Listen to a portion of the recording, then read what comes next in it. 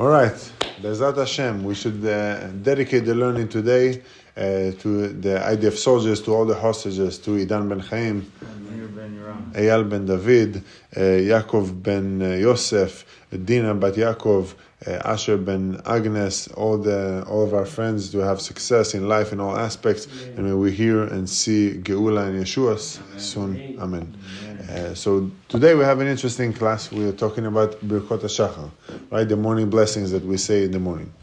And it's funny that a lot of the things that we do when we wake up is we're supposed to go and have a lot of gratitude, right? There's a concept that says להגיד בבוקר חסדך ואמונתך בלילות, right? To say praise in the morning and to keep our faith at night. And today we're going to try to go ahead and try to dig a bit deeper about why do we say these morning blessings, why it's so important, what we should intend, what should we put in our head when we do these type of blessings, and then also why is it so important to have this attitude of gratitude, so to speak. So we'll start. There's a concept that we learned in the past. It's called Al tiruni shani shcharchoret sheshizaftani hashemesh. Don't look at me that I'm dark, as if the sun went ahead and burnt me. So what does it mean? It means that every time when we see a person, a lot of times we tend to look at him and we see something that's flawed in him. Oh, he drives a nice car, but look, his shoes are untied. Or look at him, is supposed to be this great rabbi, but look, he forgot a word here or a word there. A lot of times we come very, very critical about people. And what it comes and says, Hasidus comes and demonstrates to us is no. Even though you think that I have this dark point in me, even though you think that I'm negative, even though you think I have something that's flawed in me, look at the positive in me. Because once you go ahead and you look at the positive in a person, then you're able to all of a sudden flip the whole picture. There's a concept that says that when we wake up before the dawn, and you probably heard it, Albert heard it from me probably dozens of times already by now, but it's such a deep concept and such a foundational concept that if we really hone down into it and we can actually live by it, it changes our whole perspective in life. It says that when I wake up in the morning before the sun rises, I wake up before the dawn, then I wake up at the darkest hour of the night.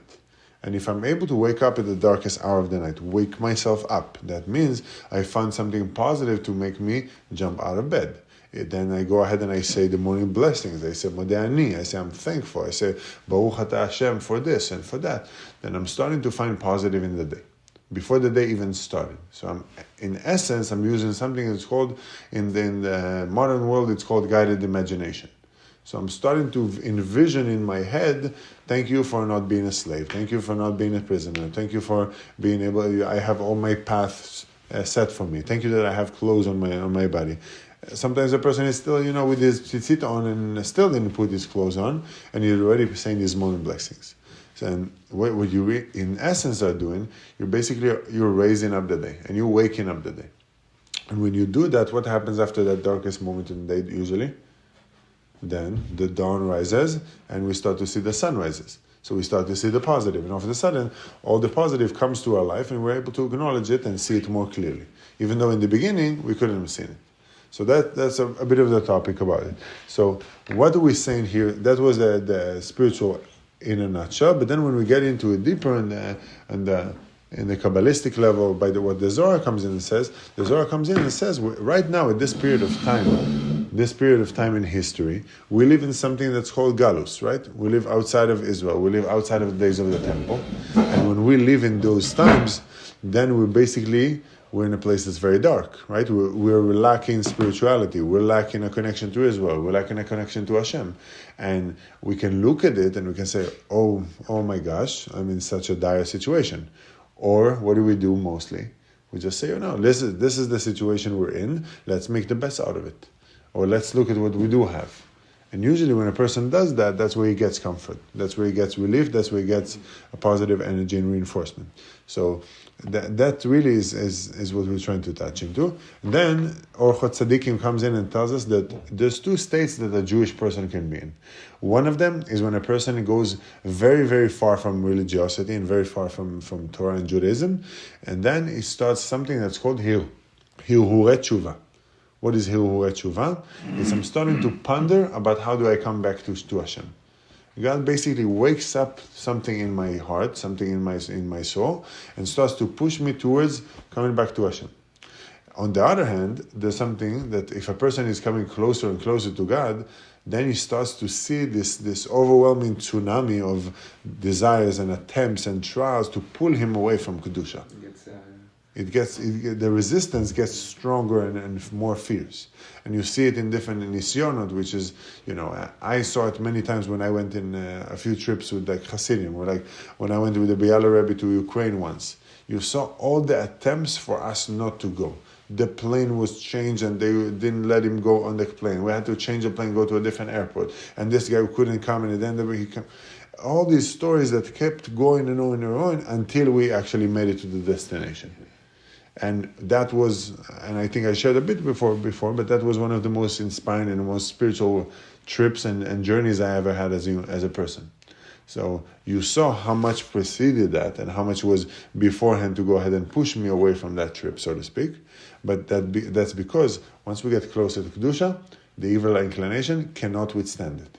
He gets very, very antsy. He's starting to pull us away more and more and more. And that's really an interesting understanding for us to know, because when we go ahead, it means to us, how do we fight it, so to speak?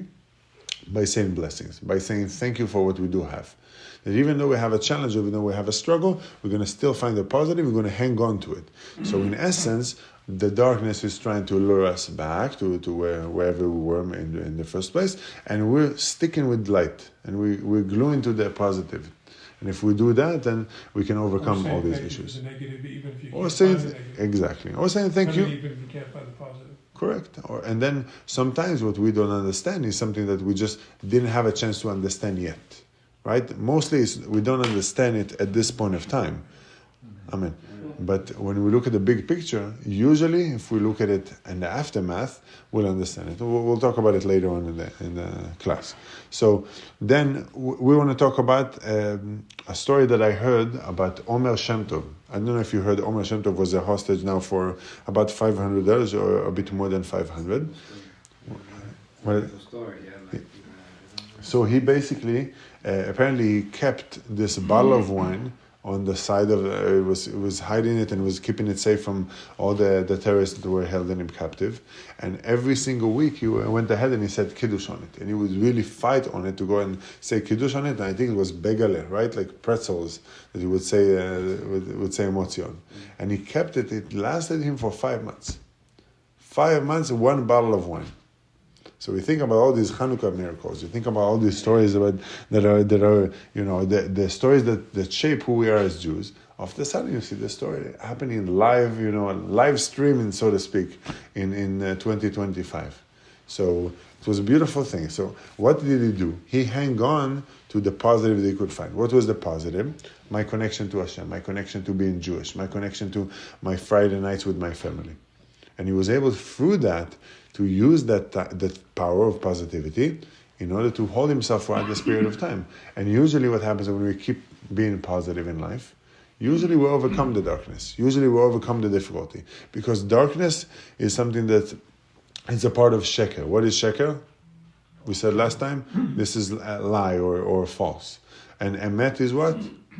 And we said last time that emet has 2 feet, right? And la sheker and raglaim. So the sheker has only 1 foot, remember? So that means it's not too stable. It doesn't encompass all letters in the alphabet, and that's why it holds for a shorter period of time.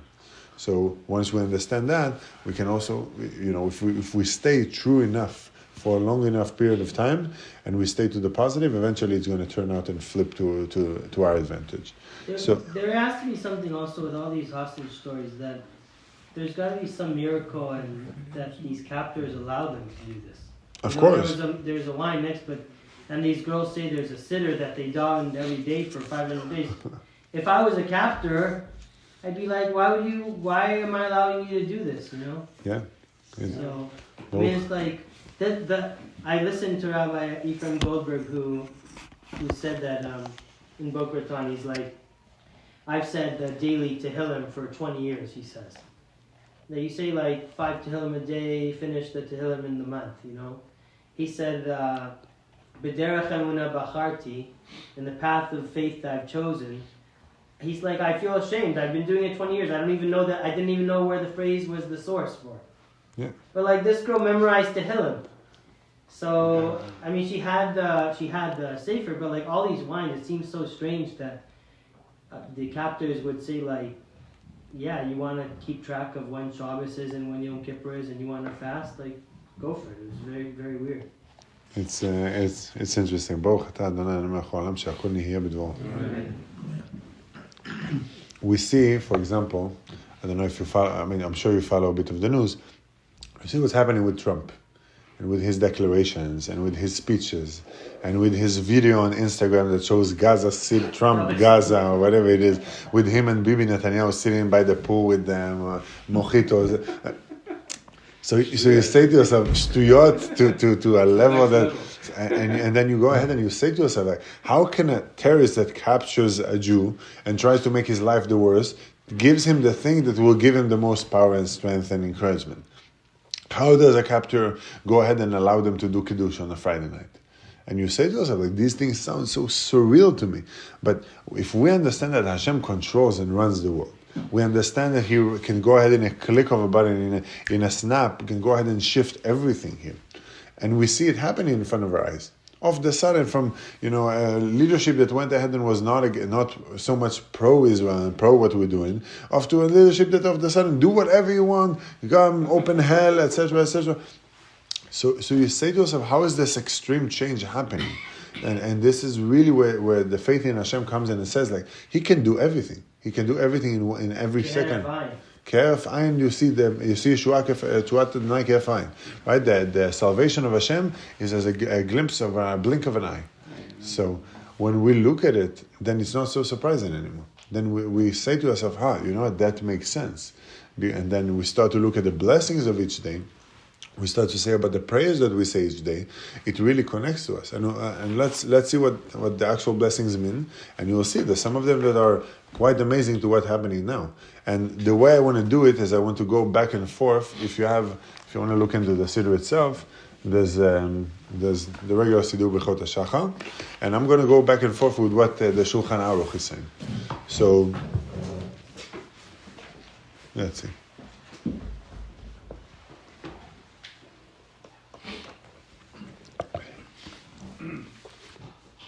What page is it on? So on the Siddur, which one is it shows? 18. Page 18. So on 18, I believe it begins with נותן לשכייה בינה להבחין בין יום בלילה. Yeah, 18 starts with Right. So if we look up on the top of it, you have the location neshama shenatata bi. The soul that you gave in me is pure. You created it. You are the one that blew the neshama into my soul. And we have a concept that I actually just learned this past Shabbat in Likutei Moharan. It speaks about, this is Rabbi Nachman who wrote it, and he speaks about the idea of wind. So Hasidim and actually Ashkenaz are allowed to go ahead and clap on Shabbat. Right? We're allowed to clap, not like Sephardi. Sephardi is supposed to go and do it b'shinu. So if they clap, they need to do this, or they need to go and change or something. With Ashkenaz, there's no problem with the clapping hands. And he says there that when we clap hands, we basically are creating ruach. We're creating wind. And when we go ahead, we take the right hand, which is mercy, or chesed, and we take it and we use the left hand, which is gvura, and we're basically sweetening the judgments by doing that. We're creating the wind, and that wind is the wind that was used based on some of the depths and some of the Torah of secret, which is Kabbalah, which is Zohar, and it comes in and it says, this is the neshama that was blown into our nose, right? So it says here, neshama shebarata shenatata bi Torah, the soul that you gave in me is pure. You created it, you blew it into my nose, and you're the one who preserved it in my body. You're the one who's in the future going to take it away from me and bring me back la'atid lavo. La'atid lavo speaks about the next world. As long as the soul is in my guts or in my body, I'm thankful to you, my God and the God of my fathers, the master of all the deeds, the master of all the souls. Blessed are you who brings or restores the souls to Lebgarim Etim, to restores the souls to dead bodies. So in essence, we look at it, and what happens when we sleep, right? We said it last time, we get to become 1/60th of death, 1/60th of prophecy, and we get 1/60th of Tuma, 1/60th of death, and 1/60th of prophecy. Basically, when we go there, then we're almost are considered as dead. And then when we start to say the blessings, the first thing I want to say is thank you for restoring that soul. Because you can take it in a glimpse of an eye, as we've seen again in the past year and a half. In a second, one person can go and move his head to the right, boom, and get shot and unfortunately die. Another person move his head to the left, and the bullet will go ahead and swing right next to him. How does it happen? Again, you can see it as divine intervention, as divine protection, or you can see it as randomality. If we live our life by randomality, I think it's like thinking that Hashem created this world. We put in a hurricane in a junkyard and they created a Boeing 747.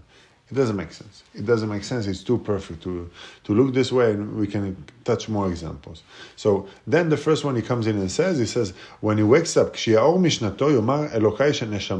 when you wake up, the first thing you need to do, in essence, the proper way to do it, if you look at Shulchan Aruch, is to have like a bowl with water, an empty bowl, and then you have the water cup for the Tefilah, and you're supposed to really just tilt to your right, and start doing the Tefilah, 3 and 3.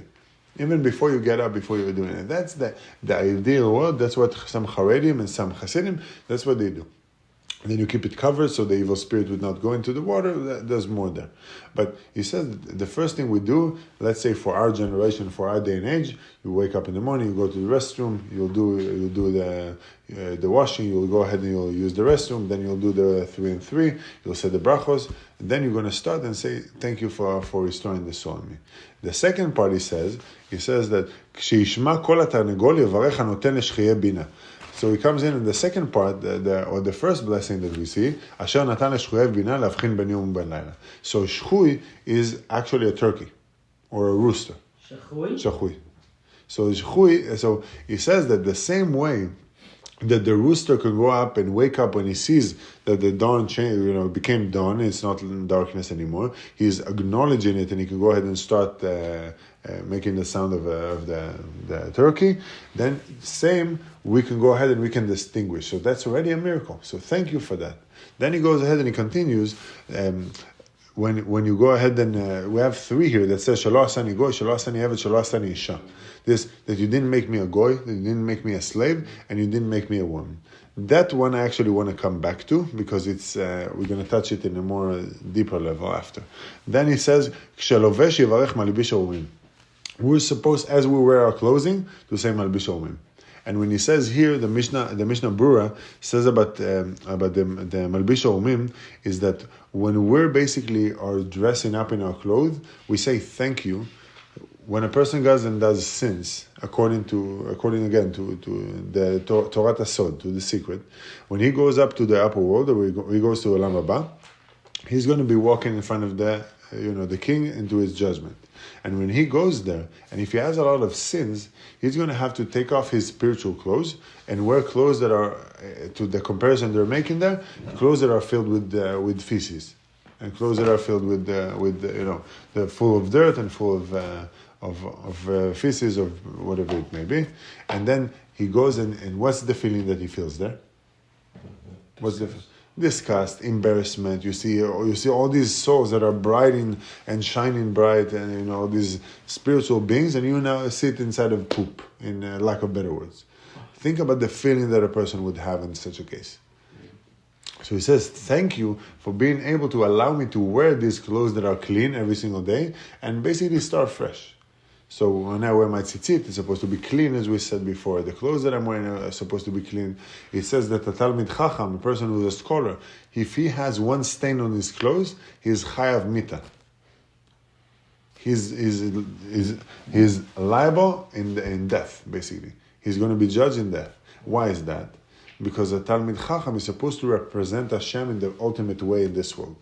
And if I go ahead and represent Hashem, and I wear dirty clothes, is that the way that God wants to be represented in this world?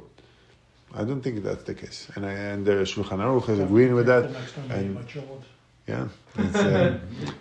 Now, granted, if we get dirty, we try to clean it. But like even the cholent, if you go ahead and you wash it, or the wine that you pour on your shirt and or your button down, even if you clean it, you put the best Tide and the best laundry detergent, it's not going to go fully 100% out of the shirt. So how much more does a Talmid Chacham needs to be careful there? Then he says, when you go ahead and you put your hands on your eyes, when you go ahead and you do this, or when you rub your eyes, you should say פוקח עיוורים. Basically, for being able to see. Then, כשישב יברך מתיר אסורים. Why he says מתיר אסורים at this point of time, when you sit down?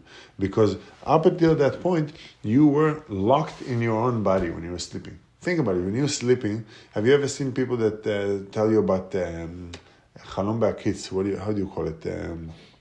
When a person is his body is sleeping, but he's awake, and he can see what everything is happening. No, but he's not walking. No, daydreaming, is it?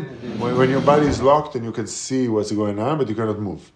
It's almost like floating outside of your body, but perhaps not floating. Right, there's a term to it, which I forget. No, is it a disease or no? No, it's like people have it sometimes when they wake up in the middle of the night and they understand that they're not dreaming anymore, but their body is still sleep paralysis. I think that's it.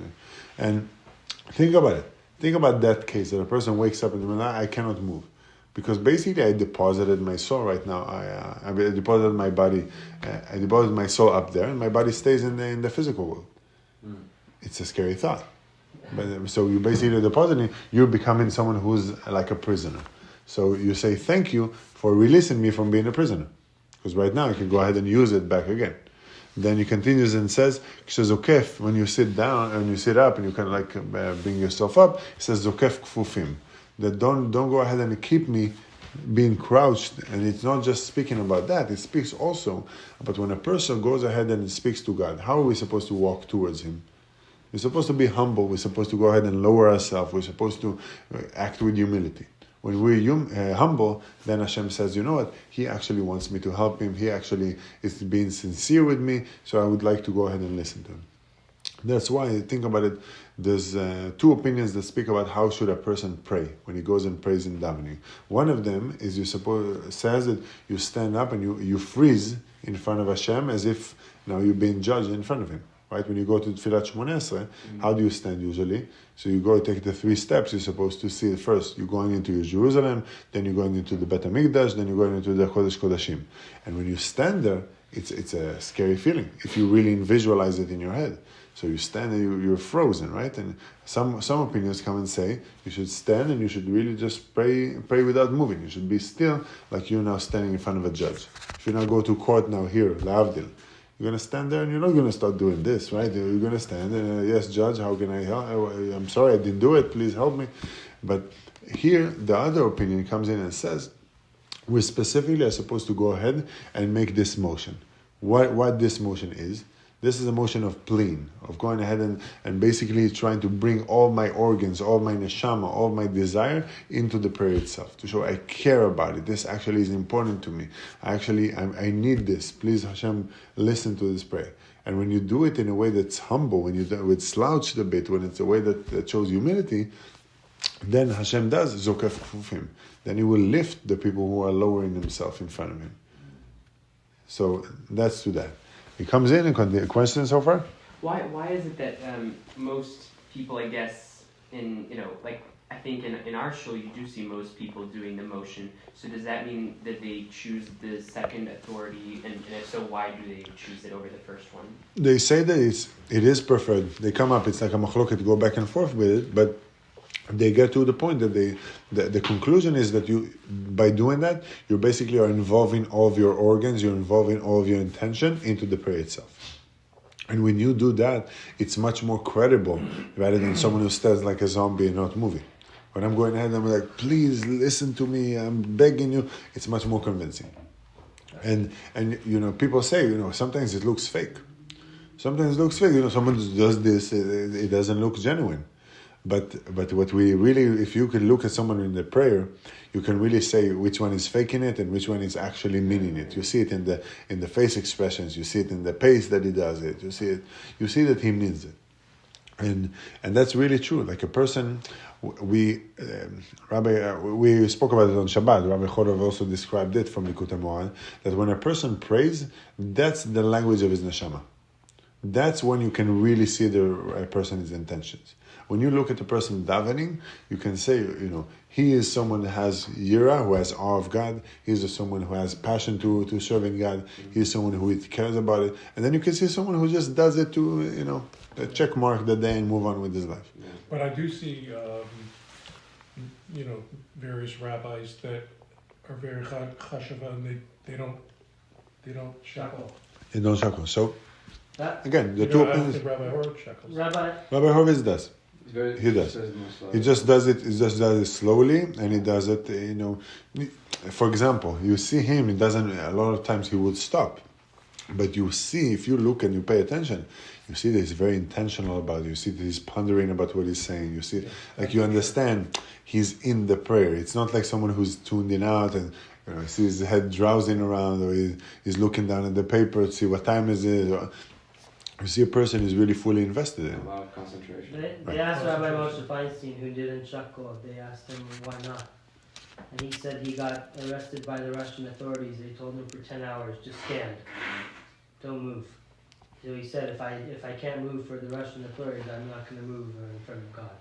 There might be some interesting, but it's probably more personal preference, I think. Whatever gets you into the movie. Some people rock and roll, some people rap, some people jazz, whatever gets you in the movie. That's true. And I saw that's a video of him putting on his tefillin today. And he starts putting on the yad, and he does a couple, and then he does the fingers, and then he puts on the rosh, and then he takes this apart, and then he does the set. It was something I've never seen, and I wonder who taught him, like you said, who taught him how to do that? Because whoever that was came from the 1800s, from another... Listen, I'm sure when you see Hasidim, you see them and they put the Rabbeinu Tam, right? Mm-hmm. So they take off and then they put the second one. I do the Rabbeinu Tam also. So after I finish if we do reading, then after the reading, if we do the regular Shmoneh Esrei, then after the Tachanun, then I'm going ahead, I'm taking it off, I'm putting so it's a whole ceremony. But why do I need to do this extra work? It's because I understand that I'm now showing extra awe of Hashem, extra love and extra care and extra dedication to Him. So I'll do the extra step, so to speak. There's more meanings. The Shulchan Aruch speaks about it as well, by why we put Rabbeinu Tam. But the idea is he's going ahead and he's doing the extra legwork, so to speak, or the extra time, or the extra intention, because he adds more layers of meaning to his prayer. Yeah. I noticed that Rabbi Wilzerin wears two. Is that he's wearing two? Well, the Rosh having them together. Yeah. Right. So that custom that goes based on the origin, based on the tradition they follow. It's some rabbi will tell you not supposed to exactly one after the other. Different. I think most opinions today say you do one by one, but there are some opinions that say that. Think about also, you're supposed to wear it the whole day. People don't do it anymore. Right, because they cannot keep themselves in Tahara V'Kedusha. They cannot keep themselves pure with their speech, with their actions for the whole day. They used to work with tefillin on their heads. It doesn't make sense why we don't do it for mincha, because I see some people doing that. But if we can have 30, 40 minutes of concentration in the morning, we should be 10 minutes in the afternoon. If I can have 2 minutes of concentration, I'm saying thank you, Hashem. Yeah, I'm saying, but we assume. Right. Because we all wear it, that we're having 40 minutes of concentration, whether we are or not. Right. But we assume that, so we should assume 10 minutes. Yes, but... I never got why we don't do that. I don't even know why we lost that. I think that the chalish, the weakness of the generations started to make... At the end of the day, you're also basing a lot of the halachot about what the generation is looking like.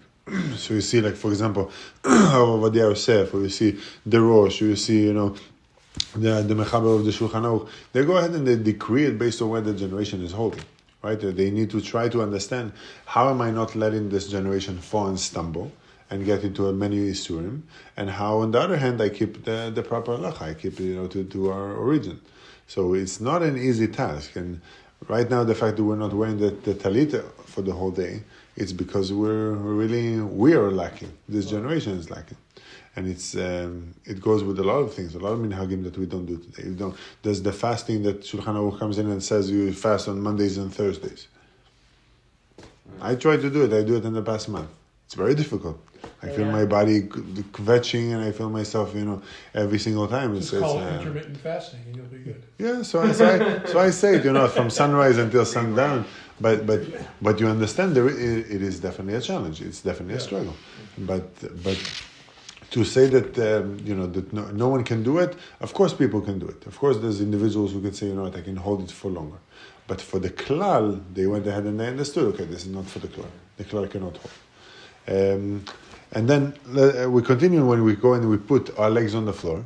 We say, Rokei haaretz al hamayim, the one who goes and stamps the earth on the water. And if we think about that miracle, think about how many of the things that are growing now on earth could not have existed if it wouldn't happen. If we would not separate the upper worlds and the upper water and the lower water, and if we would not create the earth that we live on, we couldn't grow trees, we couldn't plant seeds, it would just go to waste. And the whole world will become mishmash fairly quickly. So the fact that it does it, it's by itself a miracle. Then he goes ahead and says, "Shenoel manelav." When you wear shoes, you would say "Shasali kol tzarki." When he went ahead and he created all the needs that a person does. When he walks, you would say "Amechin metzadei gavel." He goes ahead and he creates a person's paths. When he choger chagoro, when he ties his belt, you should say "Ozer Yisrael b'gvura." The ones who basically are collecting Israel with bravery. And then when you put a hat or those different traditional Eastern hats, you would say Oter Yisrael b'tifara. And then when you wash your hands, you say Netilat Yadayim.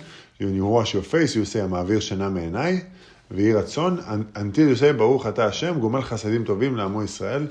And you should not say Amen achar Ma'avir Shana. And then he goes ahead and speaks about specifically the Ma'avir Shana me'enai v'tnuma rafafai gomel chasadim, that it's all one blessing. Anyway, what he comes and he basically tells us here is that it used to be that we would say all these blessings based on what we would actually physically do. Like I would put my hat, I would say Oter Yisrael b'gvura. I would go ahead and I would put my belt, I would say Ozer Yisrael b'gvura. Then with the hat it would be Oter Yisrael b'tifara. That's not, the belt is not gartel, it's No, it speaks about the belt that now as you go down there, it says that you separates between the spiritual and the physical. It does say that in the Mishnah Berurah, but I think to that extent it speaks about like a belt to hold the clothes also. And then when you look at Malbish Arumim, the ones who puts clothes on all these things should have happened ideally. Shulchan Aruch comes in and says that. The Rama goes ahead and then corrects it. It says that today we say it as a part of the blessing, and we say it sometimes either in the morning or some say it in the shul. Once we get to shul, that's what you see Rabbi Horowitz. He says it the first thing in the morning when we start the prayer. He says the Brachot HaShachar. He also does it in order to go ahead and exclude the public, right? So that no one would, God forbid, forget and not say it for the day. Mm-hmm. But the ideal way, if we want to be medactic, is to say it as we do the things, because that's how you connect to it more. And that's really, I think, something that was a chiddush for me as well. And Rabbi Ovadia Yosef, he comes in and says that when we say these blessings, it's a segula, it's a merit to go ahead and be happy. When a person said these things, if we think about it for a second, when we say all these brachot, we basically are finding ourselves being thankful for things that for other people might be very minimal. Right? Okay, I have clothes, I walk, I'm not blind, I'm not deaf, I'm not a hostage, and so it sounds very trivial to most people. So you put it, you move it forward as if it's nothing. But if a person can go and really say thank you for these things, then everything that comes past it becomes a bonus. Right? It says we're going actually to the month of Adar right now, and we say Mashiach Nes Adar Marbin Besimcha. When we get into the month of Av, what happens? We increase our with the Av. So this is Adar. With Av, we mamatin besimcha. So we reduce our joy. So if that's true, and that is true, what should be our constant condition? Simcha. So we should always be in simcha. We should always be in happiness with what we have. Adar we increase, Av, we decrease, but the simcha is our status quo, is our baseline. And how do we create the simcha? How do we make sure that we're in simcha? We say thank you for the minimum. And once, if now, let's look at our hostages. They were locked away for hundreds of days. Some been for 100 days, 250 days. Some been to 50 days. Some been to 500. When they're now getting to open, I think that there was I forgot his name, but he lost, unfortunately, his wife and I think his 2 daughters. And he goes ahead and he says in one of the interviews, "Do you know what it means for me to open my fridge and be able to take food? Do you know what that means for me?" And if you see that, if you tune into that for a second, when I can go ahead into the hallway over here and make myself a coffee just like that, and I can press the machine and it makes it for me, and I can take it at any given moment, and I can walk around freely without no one looking at me and no one pushing me and no one cursing at me and no one telling me what to do. Think about all these miracles.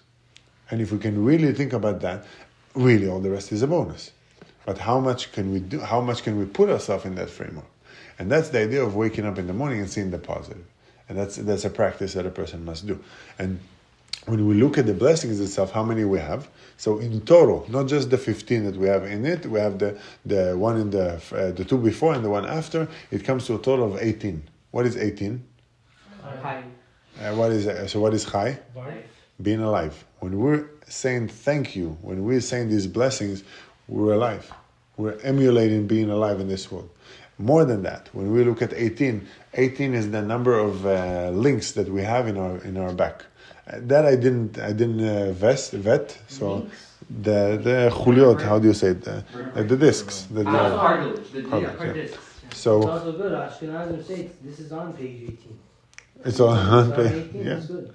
So I'm sure it's not a coincidence also. Yeah, you just see the page. But more than that, what do we say when we get to the highest prayer in our morning prayer? What is it? Or in every prayer? Shmonesa. What is Shmonesa?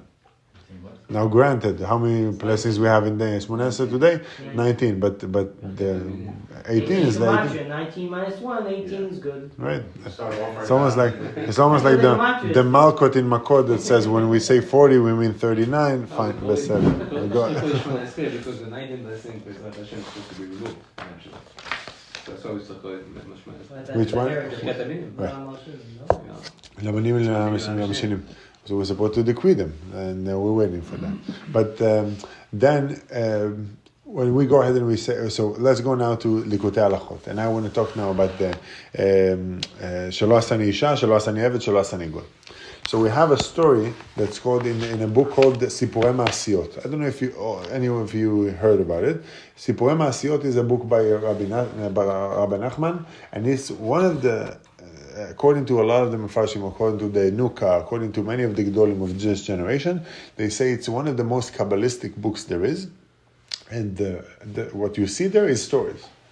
You see a story about a king that lost his daughter. And you see a story about a king, about a prince that exchanged with someone who was a slave. And you see a story about a king that had a son that got to turn crazy, and then the son thought he's a chicken.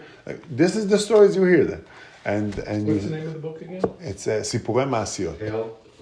The tales of Rabbi Nachman. Yeah, that tells them Sipurei Ma'asiyot. It's interesting. But that's the stories are, first of all, they're quite long, and the second of all, like if you want to understand the depths to it, you have to really look into each word and each paragraph. It took me to read one story with the intentions probably like 2 hours, because you really go into every portion of the story. Yeah. But he goes ahead and says this, and I'll try to keep it brief. He says that there's a story about the king, prince that was swapped with someone who was a slave. And this, he says, is including all the Torah. And everything that he'd been through from the beginning until the end. From the beginning of the first person, Adam Rishon, until he was banished from Garden of Eden, and then everything we see up to today. And he says, Ad Gemar Chiavo, until the end, when comes Mashiach Tzidkenu. Until Mashiach comes in and saves everyone. And then he says here, he will go ahead and he would reclaim the kingdomship, and he would bring it to the true son of the king. So what happens there is basically, he goes ahead and he shows us this whole story, goes back and forth about all of our forefathers. You see Avraham, Yitzchak, Yaakov, what did they go with in their lifetime? Avraham went ahead and fought Nimrod, and then he was thrown into the pit of fire. And then you have Yitzchak that was also thrown into the fire to be sacrificed as a korban now for being shechted. And then you see Yaakov Avinu who lost his son, and then he had to go to Egypt, and then had to go, like all these struggles that he saw with his 12 sons, and he saw what's going to happen in the next generation about the slavery of his grandchildren. And you start to see again and again how they face all these struggles. And when he connects it now to the story of the Ben Melech Shitchalef, the prince who got swapped with the slave, we see what happening to us in these generations. We're slaves in a sense. We're slaves to work, we're slaves to physicality, we're slaves to the government who makes us pay taxes, we're slaves to the iPhone, we're enslaved to our desires, we're enslaved to all these things that are material, and all these things that are very, very, at the end of the day, destructive and take us to negatives. And if I would ask you what you want to do if you would have all the time in the world, for me, I would like to be with my family and learn Torah all day. That's what I would like to do. Not working, not doing this, not doing that. I would like to go do kiruv trips, do learning Torahs, go and be with my family and be with my kids. That's it. Let me do it all day. That sounds like Gan Eden. That's Gan Eden. And then it comes in the days of Mashiach, they say, this is what we're going to do. It says we're going to sit in Yeshiva Shel Ma'ala, we're going to sit up in the heavenly Yeshiva, and we're going to sit down and learn from the angels the secrets of Torah. Now, that's if a person, remember we spoke about it, that's if a person deals with secrets of Torah. If we now understand the depths of why we do things, then we have the merits to go ahead and then after learn it in the deeper extent. So, but if not, then we're getting only up to a certain degree. But again, we're not diving into that now. It's a different topic, different discussion. But the idea is that that's really the ideal for a person. And we're here being an Eved. We're here being swapped with Goyim. Why? We dress up like Goyim a lot of times, right? And we behave like the Goyim. Oh, let's go to the movies. Let's go to a water park. Let's go to this. Let's go. These are things that are very Goyish-like. You see the Jews back in Eastern Europe, or the Jews back in Morocco, or back in Egypt, in the land of Canaan. They wouldn't go ahead and just do Olympic Games. Like that's something that the Romans invented, or the Greeks invented, and these are things that are modernized, right? We should be more modern. The stadium is from right? It's all of it's all nonsense at the end of the day. If you think about it. Think about how many people are addicted. I've been one who grew as a basketball player. How many people are addicted to following the NBA scores and LeBron did this and he did that? Did you see Ja Morant, how he dunked? And you see that player, he played so well. We follow that every single day. It's addictive to us and it draws us from what really matters. If you go and cut to the bare bones of what really matters in this world, it's not sports. It's not art and culture. It's not, cars and big houses. It's at the end of the day, being a good human being, refining who I am as a person, being a good family member, being a good community member, and performing mitzvot. The more I can collect these few things, right, mitzvot, family, community, and refinement of myself, then you basically are fulfilling the life that you actually need to live. So it says here that in the days of Mashiach, we will be able to go ahead and basically flip it back again. We would be able to go back and sit in there and learn and do all these things we just mentioned, and we would have all the Goyim will go ahead and serve us. They will go ahead and they can do whatever they want. It says there's a pasuk that says Hodu LaHashem Kitov, right? Hodu LaHashem Kitov. Hodu is what country? India. LaHashem, to God. Kitov, because it's good. So they're going to serve us. Hodu LaHashem. Right, India will be to Hashem. That's an interpretation I heard from one of the Bialas. So let's call it this way. That's why you all go to India. Right. But then, what are even for example, if we say okay, the Jewish people will not indulge in these goyish-like endeavors, but the goyish will indulge in these goyish-like endeavors. But what if the goyim don't have mitzvot? What should they do to have a relationship with God? Maybe you'll say then follow the 7 Noahide laws, but then you can kind of argue, but then like they don't have Shabbos, So do they not deserve Shabbos? Like, how do they have a connection? Like, I'm just curious, what is their role then? Their role at the end of the day is to follow by the 7 commandments, to also become better human beings. That's the idea of tikkun olam. That's the idea of correcting the world. We're supposed to show them how a moral person should behave, and then they follow with us. They do the same. Rabbi Victor Miller said that sports is the gift to the Jews, because if the Goyim had nothing to put their energy on, where would they put it? True. The They would Jews. put it out. They would put it us. And if you Yeah, think, I'm serious about that. if you, They but have more energy but if to you put think it about, out. This Yeah, is with yeah. sports. but you think about all the pogroms and all these things. What did they do otherwise? Think about Goyim in East Europe back in the 1600, 1700. What do they have to do all day? It's snowy, it's cold outside. They see Jews are being successful, being spiritual, living in their life as they please. They have the Baal Shem Tov, they have all these Hasidiyot, all these tzaddikim. If you look around from the outside into the Jewish world, the Orthodox Jewish world, they're living in their own bubble. They're happy, they're living life, somehow they're not lacking, somehow they're with a smile on their face, somehow they have passion and energy, and you see them all, bittering around with whatever issues they have in the world. They didn't have entertainment, they didn't have all these things. Let me take from them, they have, or let me learn what they have. So that But even if he's they right take in from a us and sense. they try to learn from us, well, they can't keep Shabbos. They right? can no, but what they can do, again, that comes in after many rejections by us. But if a person is really persistent and wants to become a Jew, then it keeps pushing, But you it's a keep little bit pushing them off. different. We don't want them necessarily to become Jews. That's why we reject them to begin with. Didn't God give us the Torah and those that want to become Right, so the ones who are going to come and join truthfully into Judaism, then they are ger tzedek. Then we need to look at them as very holy, spiritual, high neshamas. But that's only if it's kadat ukadin. That's only if it would made correctly.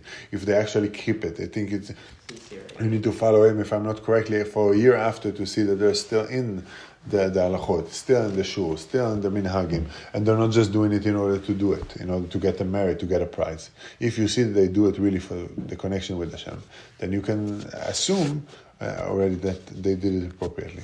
But again, that's a side conversation. That basically they're supposed to refine their character as well, and they need to learn it from us. So we're supposed to go ahead and be the beacon of light to the world.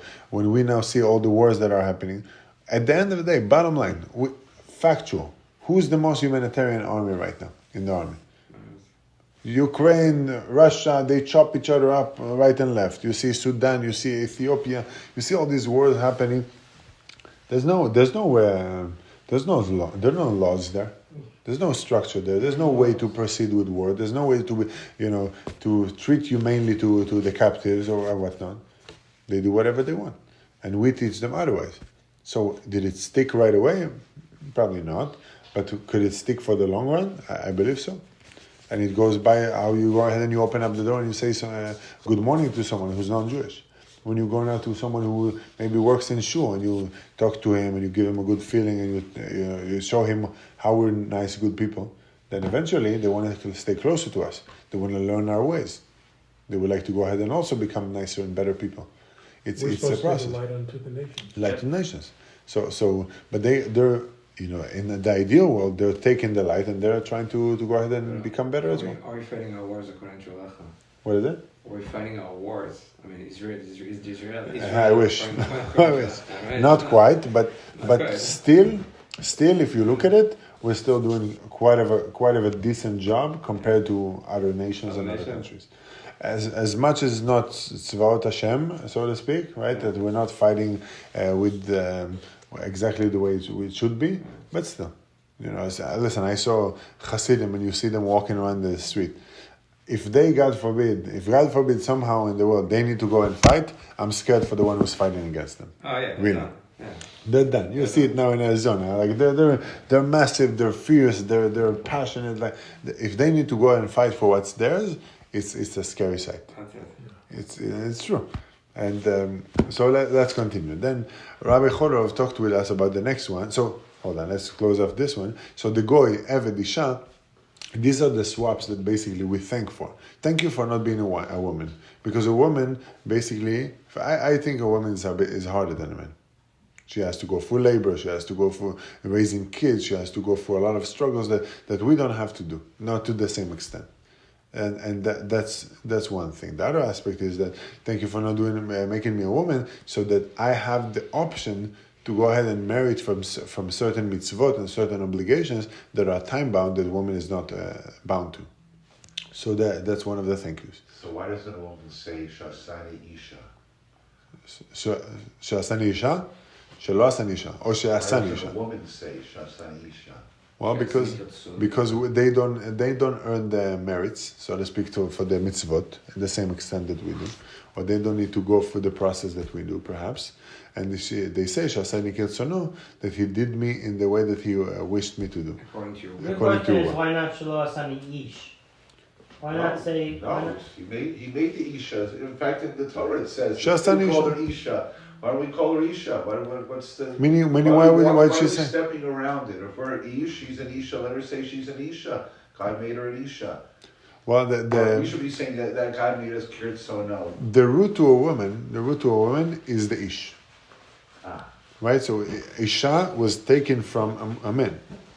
So in essence, we would like to be the closest to the source as is, all the time, as much as possible.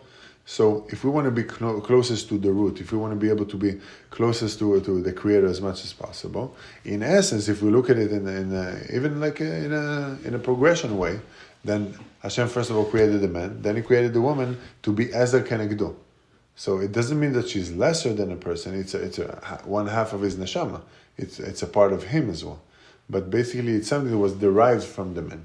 So, do you want to be the derived, or do you want to be the one who is the initial, the primal? I think that's also somewhat answers that question, at least for me. But again, I can look deeper into it. She's supposed to make the home. She's supposed to make the hem, but so Asani Kilsono. It's very controversial. I is. I agree with you, but I mean, if you said this in a Reform shul, Well, you wouldn't get out of there alive. we're not in a reform shul. No, it's not that. It's that No, but Hashem made Adam, right? And Adam was both. Right, and then he derived He wasn't Isha the or part of Isha, it both. was both. So then meaning he That's what I was first getting created at. Adam and then he created Anything Isha else. second. Also, The way that you connect the to men it. get to dance, to pray and to study Torah pretty much all the time, as much as they can, right? And that's what they're supposed to do. The woman doesn't have that obligation, Right. and in a way, it's, I want to say it's sad, but it's just like it's a gift to be able to study Torah all day. The woman, she supports, she helps the man so he can study, right? So it's hard, it's hard. I mean, if she gets the benefit, she gets the benefit, but plus the going into labor and bearing child and all that stuff.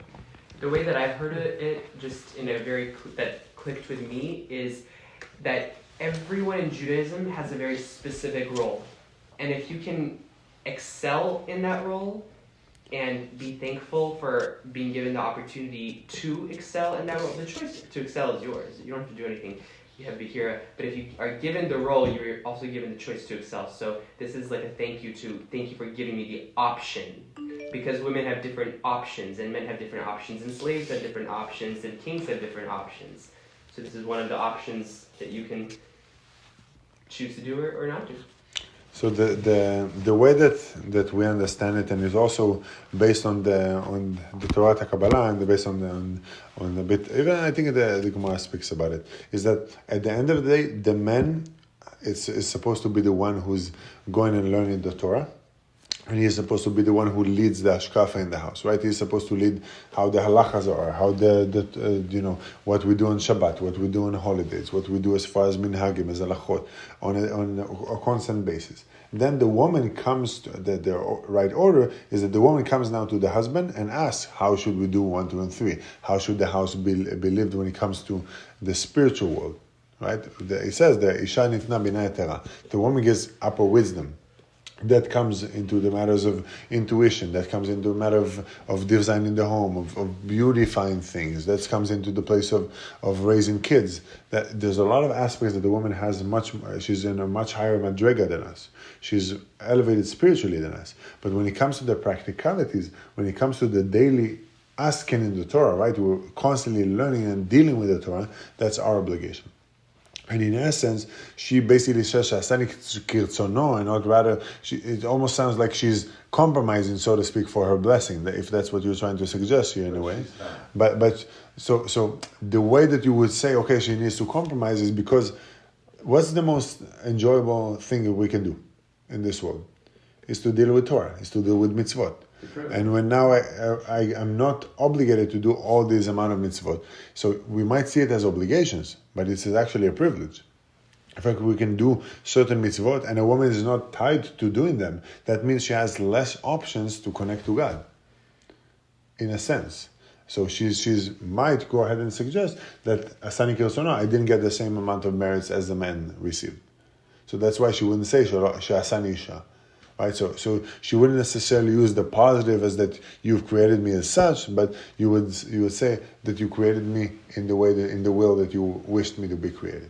But they learn Sfarim that, more often than men do. Like they say Tehillim all day. Right. So they learn Chumash. They learn. So they definitely can learn. They definitely can pray. They definitely can. It's not that they're not supposed to deal with Torah, right. But what Justin said, I think it is connected a lot to it. Each one has a piece and a role that he has to serve in this world. The same way that we need judges, and the same way that we need Rabbeim, and we need Kohanim and Levim, is the same way we need a man and a woman, and the elders in the society, and leaders, and the ones who would be serving as the ambassadors, and the one who will serve the slaves as well. So it's all a progression. The way they have animals that serve men, and they have plants that serve the animals, and the way they have the domem, which is the silent, that serves everyone.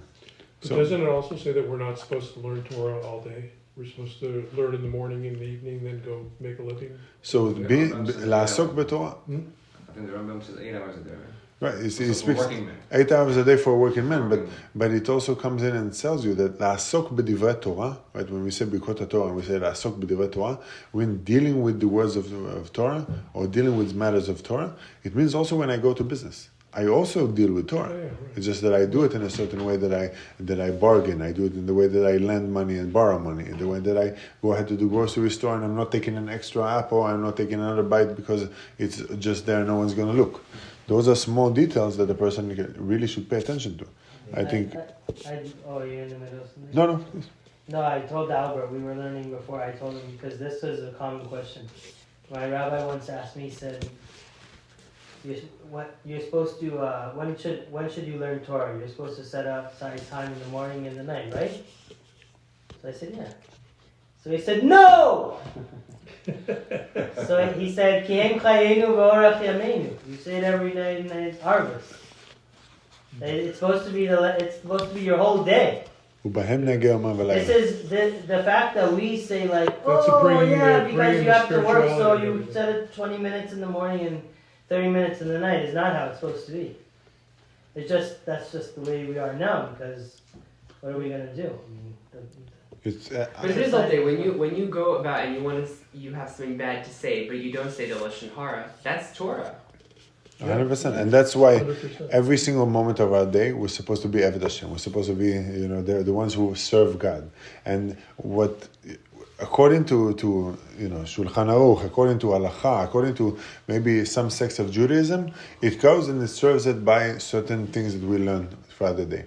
Then you go into the Chassidut, right? The world of Chassidus. Then you go into the words of the secrets of the Torah, and you understand that a lot of the Torah that we learn, so to speak, is by us abstaining ourselves from certain things, being able to control desires, being able to go ahead and refine traits one by one. And he says, like, there's a mitzvah that we say, "Ve'ahavta l'reacha kamocha," ze chok gadol b'Torah. Why it goes ahead and puts such an emphasis on it? It's a big law in the Torah, because I think it's Rabbi Bar Chami, if I'm not mistaken, that says that it includes all the mitzvot in the Torah. Because if you're able to go ahead and you can love a person as you love yourself, and you can go ahead and you can basically give him the utmost respect, and you can go ahead and you can first of all love yourself, right? What are my traits? What are my desires? This is what the Torah is trying to make us become, better human beings. So going and self-bettering a person or going and refining my character, it takes every single second of the day. It's not 8 hours, it's not 9 hours, it's not 1 hour. It's every single moment that I'm awake. And even when I'm sleeping. Think about it. Tzaddikim get to the point that they refine also their dreams. And they refine also the time they're sleeping. They're only sleeping a certain measure of time. So they get to a point you only sleep 3 hours a night sometimes. And The Chafetz Chaim wore slip-on shoes. He figured it took a minute and a half to put on your shoes in the morning. And over the course of 90 years, it's 550 hours. Yeah, it's a lot of So time. he counted every minute of his life. Like that. So if you think about it, the Gdolim, how much time they dedicated to it. So in essence, all the things that we do is we're basically trying to frame ourselves in a good foundation, that we're happy, that we're positive, and that we start with being happy and positive to start building the Bet HaMikdash. What's the Bet HaMikdash? That's my neshama, that's my soul, that's my craft, that's my product that I'm trying to develop as much as best as possible. And when we see it, it's almost like looking, let's say, a person now. When we live in this world, we live in a maze, right? We go into the right, we go to the left, we don't know exactly what we're doing. What's the way for us to be successful in finding the end goal inside of the maze? We stick to Torah, we stick to tzaddikim, we stick to our halachot and mitzvot that we have. And that gives us toolkits to understand, okay, this is wrong, this is right. This is better, this is not better. It gives us, נתתי לפניכם את החיים ואת המוות ובחרת בחיים. I give you life and I give you death in front of you, choose life. Hashem is telling us specifically, in בחוקותיי תלכו. Right? So we have to go ahead and we have to do that. So we need to basically find the route through the assistance of the Torah, for the assistance of the tzaddikim. And how do we, when we do that, it's almost like us going and progressing up. Let's say we now took a chopper. We're in the maze. We take a chopper and we go up, let's say 3,000 feet about there. Can we now see the track and we can see exactly where we need to go? 100%. Now, if a person goes ahead and he starts, how do I start elevating myself up from the maze, so to speak? Refine the character, refine your traits, understand what you read, understand what you're doing, be able to go ahead and refine the desires, be able to go ahead and acknowledge the good in everything that happens in this world. And then you're not going and staying in this negative loop. You're not, in another essence, you're not staying in this the mouse trap that you go again and again and again in the same cycle of life. And you're starting to kind of like remove yourself from everything that everyone else is doing. And when a Jewish person can go ahead and do that, that's when you're really being elevated. That's why it says that you're also being elevated from the mazalot, from the luck. Let's say a person has a journey that was predetermined based on nature. We're supposed to go ahead and do X and Y will happen. You do Y and Z will happen. If we live according to Jewish law, if we live according to the ways of God, we go and we take X plus X equals Z, and we make it X equals Z plus 1. We make it more than what we're just supposed to receive. Because living in the world of God is moving into living in a place that's infinite potential. And if we're able to tap into infinite potential, then does numbers and calculations and time and work and parnasa and all these things they matter anymore? No, they don't. Because 1 plus 1 equals 2. But the 1 plus 1, if you put it into a billion, is it a lot? Not so much anymore. And especially when it goes to infinite numbers. And when there's a story that I heard from Rabbi Elimelech Biderman, and he goes ahead and he shares the story about a person now going into a cockpit. Right, I'm entering into the helicopter, and I'm seeing now all these buttons and all these clicks and all these triggers, and I look at it, it looks Chinese to me. But now you tell me, okay, go now and fly the plane. What is a rational person going to do? What is a person who has some sense and is not stupid enough to say, okay, let me just press a bunch of buttons and see where the plane takes me? You're going to open the manual. You're going to ask someone who's been a pilot for many years, okay, what does this do? What does this do? What does this do? And slowly, you'll be able to go ahead and understand how the plane operates. And slowly, you'll be able to go ahead and refine and move up and fly the plane. and be equipped enough to doing that. That I think is what we're doing here. We're learning how do I use these different tricks and buttons in order to move up the plane. It's amazing how many people I come across in my line of business with the biggest velvet yarmulkes and the longest tzitzis and the biggest mezuzahs on their door, and they're not refined at all. And they're not what? They're not refined. Refined. I know. They're not refined at all. It's embarrassing. It really, truly is disheartening and embarrassing. The idea is and I wrote it here and we didn't. I wrote it here and we didn't touch it too much. But when we look at, there's a concept that's called, it's here. It says, ברכות השחר הם רמזים נפלאים אל אורות עליונים. It says that the ברכות השחר, it's a hint to upper lights that are divine and wonderful. When we're able to go ahead and understand that there's the light that's the outside that surrounds a person, but there's also the inside light. And by me, how do I absorb these outside lights to my life? I become a cleaner, better version of myself, better of the light, and then I'm able to absorb more of that outside light. Because if a person wants to get more light, we said in the past is happiness. How do I get more happiness into my life? I become light. I become happiness. So if I become positive and I've become someone who repeats saying positive things and reinforcements to myself and to the world, is the world going to shine back to me? Is the world going to send more blessings to my life? Just in a practical. Live now spirituality, live now Hashem, live now all these things that are transcendent to our understanding. So that's something that is a powerful tool. And we can use that. And when a person is dressed up in a certain way, or when a person says, I'm religious, what does it mean? I'm religious. Okay, what? Did you refine your eating? Did you refine what you look at? Did you refine your criticism? Did you refine the way you look at the world positively rather than negatively? Did you refine the way you speak? Did you refine the way that you are holding yourself with ego or not ego? There's a lot there. And a person can go ahead and live his whole life. I'm dressed like an Orthodox person. Why? I'm Orthodox. I keep Shabbat. Do you know what keep Shabbat means? If I'm doing this, I break Shabbat. If I now do this, I break Shabbat. There's so many things that a religious person thinks that he keeps Shabbat, but if he doesn't learn Hilchot Shabbat on a consistent basis, you're probably breaking Shabbat. And that's the Chafetz Chaim saying.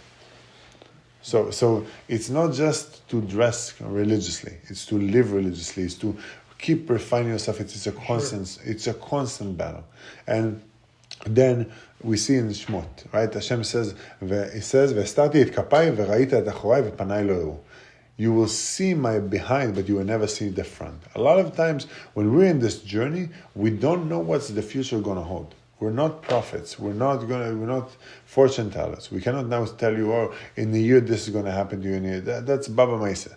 But what we can start seeing is we can start looking backwards and start seeing how the dots connect.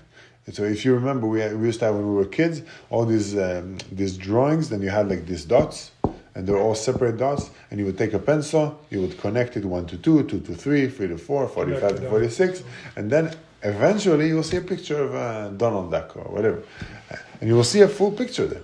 But you have to start connecting dot to dot to dot. And I'll tell you one thing that happened to me, and I'll finish with that, and then we'll close off this class. When I was 10 years old, I had the story that I decided I become an interior designer. I don't know if you heard it or not, but an interior designer. And I said, I need to buy some candles for my room. It's super important for me. I need these candles that will have the scent also, and it will be cool. I will put it here. I'll put it. Okay. So I'm about to walk out of the house, 10 years old. I'm telling my mom, I'm going to go to the grocery store. I'm buying these candles. I'm all excited. She tells me, forget about it. You not live in the house. There's no chance. I'm like, Mom, why? It's not fair. Let me go. No, there's warnings about suicide bombers. There's all these issues. It was back in I think it was second Intifada by then. And she says, no, there's no chance. You cannot leave the house. Mom, please, no. I got super upset. I go back to my room. I play with my J.I. Joe's soldier toys. Mm-hmm. 10 minutes after, boom! Wow. You see the whole building shake. A suicide bomber walked into that same supermarket.